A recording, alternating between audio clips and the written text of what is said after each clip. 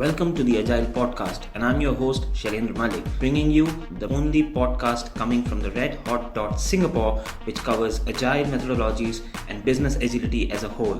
You can find us on Spotify, Google Podcast, Apple Podcast, Breakers, and Pocket Casts. Look for the Agile Podcast, and here we start with our new episode.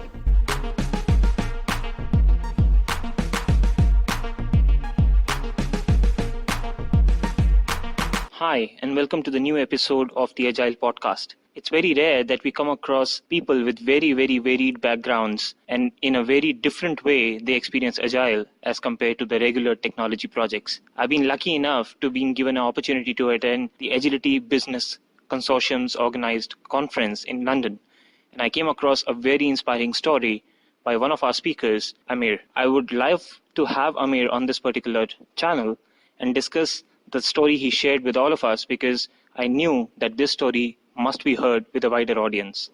Welcome, Amir, to the session. Thank you very much. Thank you very much for having me. Right. Before we start, I would love to know what is your background and what's your journey till now? Sure thing. So first of all, my full name is Amir Elkabir, and I'm from Israel, and I'm based out in Tel Aviv. I am currently a program manager at AT&T in the Israeli site of AT&T. I've been working there for the last 3 years, more or less, and we have a variety of projects and a portfolio of programs over there, and I'm specifically related to the entertainment and advertising business unit. But I didn't start my journey at AT&T, so I'm starting from an engineering background where I studied engineering in the university. I was then working a few years in the semiconductors industry, and then a few more years in the fintech industry, working in a fintech company with banks as my primary clients. And then I worked at AT&T, and I started working in the advertising, entertainment, and communication industry. So it's been a long journey. Throughout my career, somewhere in the middle, I was doing my MBA when I wanted to start shifting my career from an engineering-focused career to a bit more project management. So I remember the good old days when we worked in a waterfall. We thought it was the good old days. We worked in waterfall and kind of traditional project management. And more or less during the 5+ years, last 5 years, 6 years, is when I was exposed to Agile, working in Agile, and lately Agile at scale. Wow, perfect. So from semiconductors to fintech to now AT&T, it's been a journey with a lot of turns. I want to know, what was the challenge that you were primarily facing in AT&T, as well as other organizations, which you felt that Agile is the better way of doing things? Because you started by saying good old days of waterfall, and then you said you thought it was good old days. I believe Agile transformation or Agile journey showed you something very special. So what was that? Absolutely. So I'll talk from the project management perspective, because that's what I was in the waterfall days. So why did I think it was the good old days, by the way? Is because a project manager had a lot of power, let's call it like that. You know, project manager was the primary liaison between the organization to the client. The project manager would stamp his fist on the table, say exactly what he wanted from the development teams, and everybody needed to go and do that work and come back with the results. And so for a project manager, that was given a lot of power. But for the good and for the bad, because why the bad? So today we know that the project managers do not really always know what exactly the development teams are challenging with. And on the other hand, the client doesn't really know all the time what he needs. He may know what he wants all the time, but not what he needs all the time. And so moving into Agile, and I'm working with delivery and development teams today as well as a project manager, I can see that involving the whole team in the entire process, having them face the clients as well, is a very good thing, because you can understand and explain to the client sometimes what he needs rather than what he wants. The development teams do not need someone in between in order to understand the requirements. Things go faster, things go better, and there are fewer iterations till you get it right. You get it right the first time or the second time, but not in the 20th time, which was what happened earlier. That's the biggest change that I see as a project manager. So risk of failure was high during the good old days of waterfall, which you see getting reduced, and that risk coming under control under Agile. Absolutely. And further than that, because back then when we were project managers in the waterfall, we thought everything was good all along the way until we reached the end, and then we saw, man, we didn't hit the target, right? So it was a risk of failure that we didn't even see just until the end.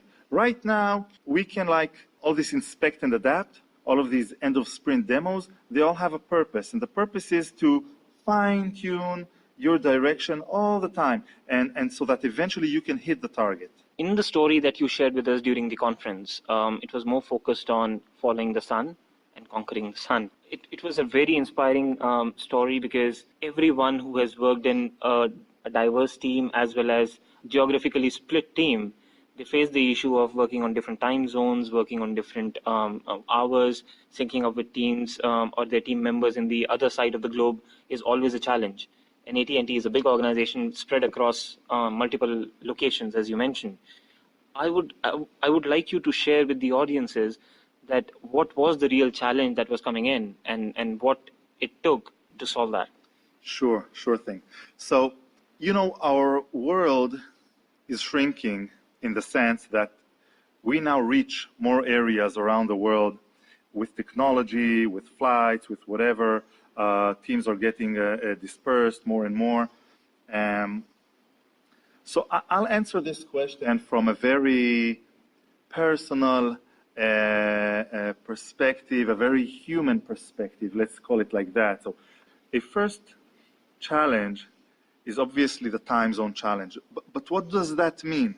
It means that when my colleague steps into his office, it's 8 a.m. or 9 a.m., his time or her time, all geared up to start their working day, all enthusiastic to get problem solved. But I'm having dinner with my daughter, and she's telling me about how it went at school right now. And all of a sudden, I need to jump on a call and solve these problems and whatever. So we take ownership and we take accountability for what we need to do. But to make that our life routine is a different thing. We do not want to do that. Moreover, we do not want that to be the life routine of our entire teams. So we have to solve that somehow. So that's one challenge. Another challenge, and this comment is now going for all the developers and testers and you techies out there. When people code on the exact same code lines in the exact same areas, sometimes there are people that are writing on on the same areas. Now, when you are next to someone, you can talk to him or her and you can cooperate. But if you start writing a code line and the person after you is continuing you, but he is on the other side of the world at a different shift, then you start amending each other's code, you start erasing each other's code, you may duplicate each other's work. That is a very big challenge to synchronize that follow the sun coding. A third challenge that we had, and I can bring along from many different workplaces, is that the tools, teams, the DevOps support, the environment support, all the infrastructure is being led and managed from overseas. So imagine you now have an issue with your CI/CD pipeline, or something happened to your environment and your environment is down. What do? Do you wait 10 time zones until somebody fixes it for you? What do you do in the meantime? And the fourth challenge is obviously communication. So I left it to the end because it's kind of the most obvious, right? Everybody understands to communicate long distance is difficult. The cultural the cultural differences don't make it any easier. So that's the fourth. So these are the main challenges. Right. And covering and conquering each one of them is a story in itself. But I would like you to summarize for us that from where to where the journey took you. Sure thing. Okay. So it started, we took the treatment of these challenges as a project by its own, a full project by itself. Now, you don't need to have everybody involved, but you need to pick a few individuals that are interested in multicultural communication, in a cross-cultural and a cross-border collaboration, and you need to fix that together. We mapped and then we treated those key areas, and then we modeled that. Once we had the model, we can copy it to the rest of our projects, which is exactly what we did. We identified those key areas. The key areas that we defined for ourselves were to unite our ceremonies with everybody abroad and kind of define which ones we want to run locally, which globally, which are going to be run over the phone, which over WebEx, which are going to be meetings face-to-face.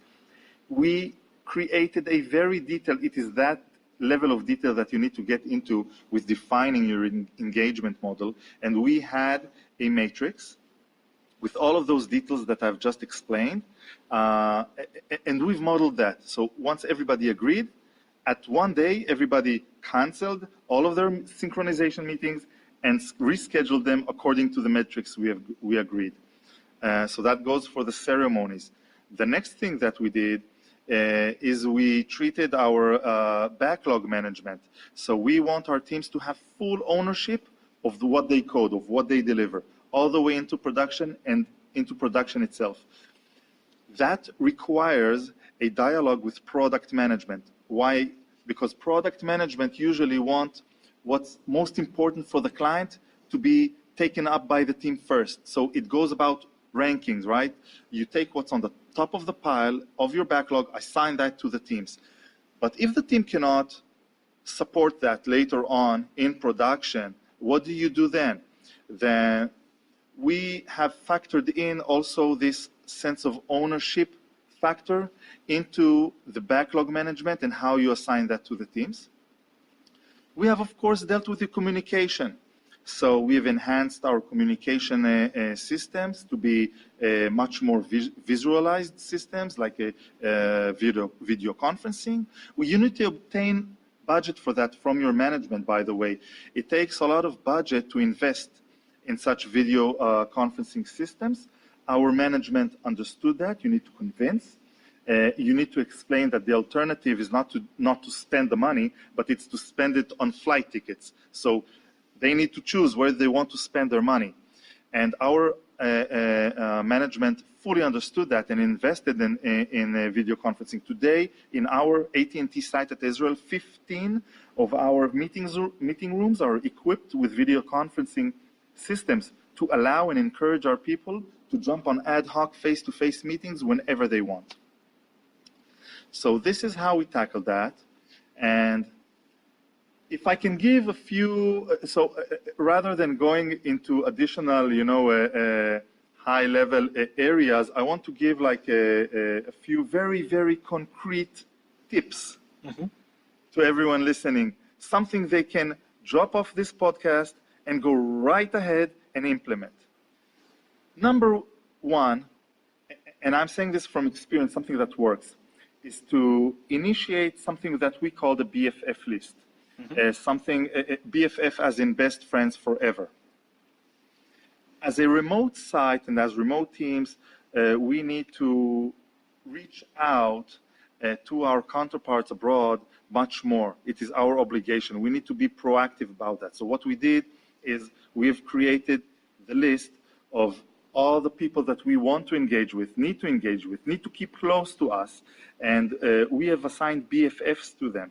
So if I had several program managers as my BFF, the POs had BFFs and the architects and so on.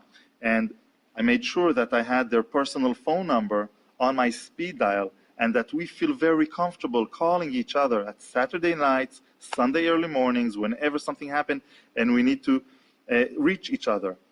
It bonds together the people, it creates this personal relations, and the most important thing that it does, it de-escalates, because you can kill issues at the very early stages if you have a very quick route to someone and vice versa. So this is something that's very good and very important to implement that I would suggest to take forward. A second quick win that I want to advise, so I will go to a different area. That was the communication area. I'll go to the techie area now, is to conduct mutual code reviews between developers, between sites for every commit. So for example, if a developer writes a certain code and he wants to commit that into his branch, whatever that branch is, okay? It can be dev, integration, whatever that, production, whatever that is. There is another developer that will conduct a code review for that. But that other developer should not be the one sitting on the chair next to him. It should be the one sitting across the ocean. So what does that do? It enhances the trust between the developers, and you will find out that the developers now will no longer amend each other's work or erase each other's work. To the contrary, they will approve each other's work and consult with one another. It creates so much engagement, and it's so good. We are very disciplined about doing that, and I suggest that the listeners apply that as well.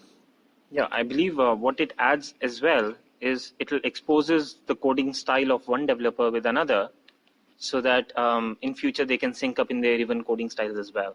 Because every developer codes in a different way. They have slightly different preferences of using certain constructs or doing it their way.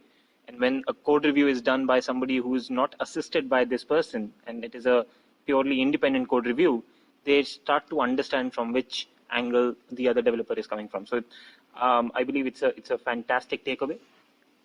Anything more that users can take away from this? Well, I would say this, in the context of working remotely and with dispersed teams, with big multicultural, round the globe type of programs, sometimes we do not have a choice but to work that way. Again, the world is globalized right now. We have big corporations. You want to leverage experienced talents abroad, right? You want to be able to do that and not be just chained away to the people and to the folks that are with you in the office. So there are ways to do that today. There are possibilities. We did that. I can say we turned a disadvantage into an advantage in a very good way.